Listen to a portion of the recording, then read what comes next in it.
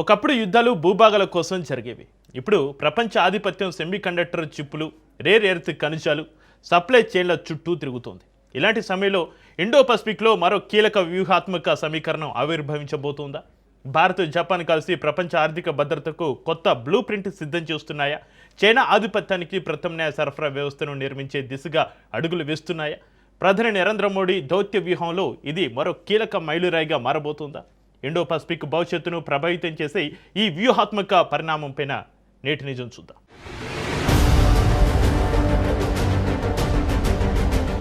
ప్రపంచ భౌగోళిక రాజకీయాలు, ఆర్థిక వ్యవస్థలు, సాంకేతిక రంగం వేగంగా మారుతున్న ఈ కాలంలో ఆధునిక ప్రపంచంలో సెమీకండక్టర్ చిప్పులు, critical minerals, rare earth elements, సురక్షిత సప్లై చైన్లు, అధునాతన సాంకేతికత, విశ్వసనీయ భాగస్వామ్యాలే కొత్త వ్యూహాత్మక ఆయుధాలుగా మారాయి. ఈ నేపథ్యంలో జూలై 1 నుంచి 3 వరకు జపాన్ ప్రధానమంత్రి సనాయే తకైచి భారత పర్యటనకు సిద్ధమవుతున్నారనే వార్త అంతర్జాతీయ వేదికలపై విశేష ఆసక్తిని రేకెత్తిస్తోంది. ఈ పర్యటనలో భారత్, జపాన్ కలిసి ఉమ్మడి ఆర్థిక భద్రతా ప్రకటనను ప్రకటించే అవకాశంపై విస్తృత చర్చ జరుగుతోంది. దీని ప్రధాన ఉద్దేశం ఏ ఒక్క దేశాన్ని లక్ష్యంగా చేసుకోవడం కాదు, ప్రపంచ సరఫరా వ్యవస్థల్ని మరింత స్థిరంగా, విశ్వసనీయంగా, వైవిధ్యభరితంగా మార్చడం. గత కొన్నేళ్లలో కోవిడ్ మహమ్మారి, రష్యా ఉక్రెయిన్ యుద్ధం, ఎర్ర సముద్రంలోని భద్రతా సవాళ్లు, తైవాన్ జలసంధి ఉద్రిక్తతలు ప్రపంచ పరిశ్రమలకు ఒకే దేశంపై అధిక ఆధారపడడం ఎంత ప్రమాదకరమో స్పష్టంగా తెలియజేసే. అందుకే ఇప్పుడు అనేక దేశాలు సప్లై చైన్ డైవర్సిఫికేషన్, ఆర్థిక భద్రత, క్రిటికల్ టెక్నాలజీలలో భాగస్వామ్యాలకు ప్రాధాన్యమిస్తున్నాయి. ఈ నేపథ్యంలో భారత్, జపాన్ భాగస్వామ్యం ఇండో పెసిఫిక్ ప్రాంతంలో నియమాల ఆధారిత, పారదర్శక, విశ్వసనీయ ఆర్థిక వ్యవస్థను బలోపేతం చేసే ప్రయత్నంగా విశ్లేషించబడుతోంది. సెమీకండక్టర్ తయారీ, battery technology, rare earth processing, green energy, digital మౌలిక సదుపాయాలు, పరిశోధన, అభివృద్ధి వంటి రంగాల్లో దీర్ఘకాలిక సహకారాన్ని పెంపొందించడమే ఈ వ్యూహాత్మక భాగస్వామ్యం యొక్క ప్రధాన లక్ష్యంగా కనిపిస్తోంది.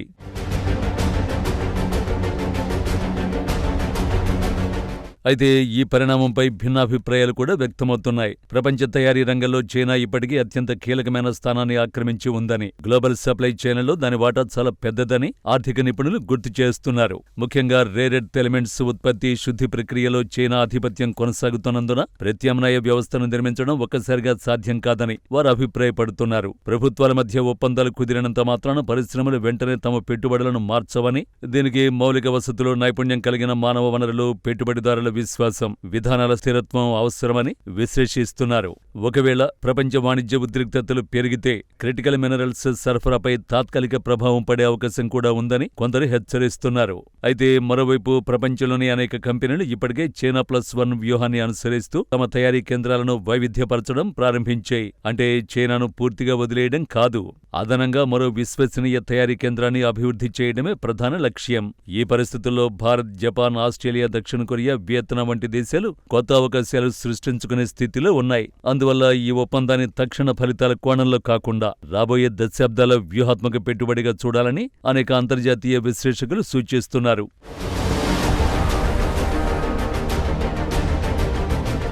ఈ మారుతున్న పరిస్థితులను భారత్ వ్యూహాత్మకంగా వినియోగించుకునే ప్రయత్నం చేస్తోంది. గత కొన్నేళ్లుగా తయారీ రంగాన్ని బలోపేతం చేయడానికి ఉత్పత్తి అనుసంధానిత ప్రోత్సాహకాలు, make in India, Atmanirbhar Bharat, semiconductor machine, electronics తయారీ, రక్షణ ఉత్పత్తి వంటి కార్యక్రమాలకు కేంద్ర ప్రభుత్వం ప్రాధాన్యాన్ని ఇస్తోంది.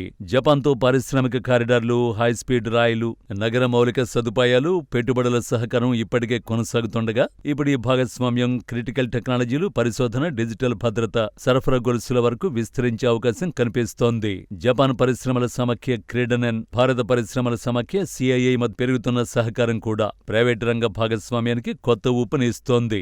అదే సమయంలో భారతదేశం తన విదేశాంగ విధానంలో అనేక ప్రధాన శక్తులతో సమతుల్య సంబంధాలను కొనసాగిస్తూ ఇండో పెసిఫిక్ ప్రాంతంలో స్వేచ్ఛాయుత సముద్ర రవాణా, నియమాల ఆధారిత అంతర్జాతీయ వ్యవస్థ, ఆర్థిక భద్రత వంటి అంశాలకు మద్దతు ప్రకటిస్తోంది.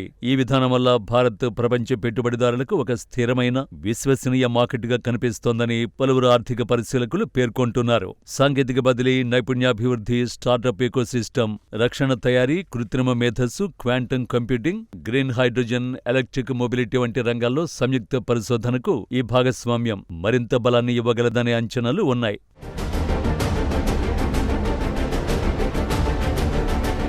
భారత్ జపాన్ ఆర్థిక భద్రతా భాగస్వామ్యం ఒక సాధారణ ద్వైపాక్షిక ఒప్పందం కంటే ఎంతో విస్తృతమైన వ్యూహాత్మక ప్రాధాన్యాన్ని కలిగి ఉంది. ఇది ప్రపంచ సరఫరా వ్యవస్థల్ని మరింత స్థిరంగా మార్చే ప్రయత్నంలో ఒక ముఖ్యమైన అడుగుగా నిలవచ్చు.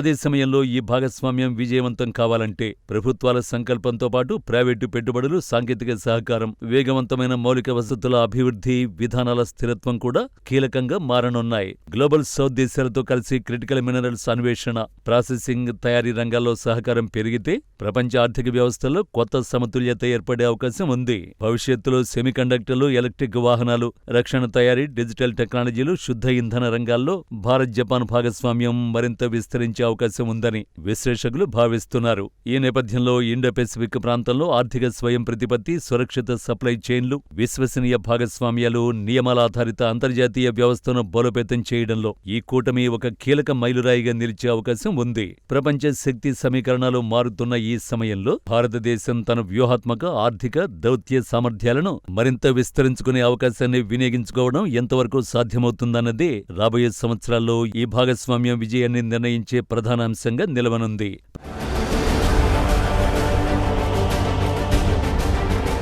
ప్రపంచ ఆర్థిక వ్యవస్థలో నమ్మకమైన భాగస్వామ్యాలు, సురక్షిత సప్లై చైన్లు, సాంకేతిక స్వావలంబనకు ప్రాధాన్యం పెరుగుతున్న వేళ భారత్ జపాన్ వ్యూహాత్మక భాగస్వామ్యం కొత్త దిశను సూచిస్తోంది. ఈ సహకారం ఎంత వేగంగా అమలవుతుంది, ప్రపంచ పరిశ్రమలకు ఎంతటి ప్రత్యామ్నాయాన్ని అందిస్తుంది అనేది కాలమే నిర్ణయించాలి. అయితే ఒక విషయం మాత్రం స్పష్టంగా కనిపిస్తోంది. ప్రపంచ పరిణామాలను కేవలం అనుసరించే దేశంగా కాదు, అంతర్జాతీయ ఆర్థిక వ్యూహాత్మక సమీకరణాల్లో మరింత కీలక పాత్ర పోషించాలనే లక్ష్యంతో భారత్ ముందుకు సాగుతోంది. ఇదే నేటి నిజం.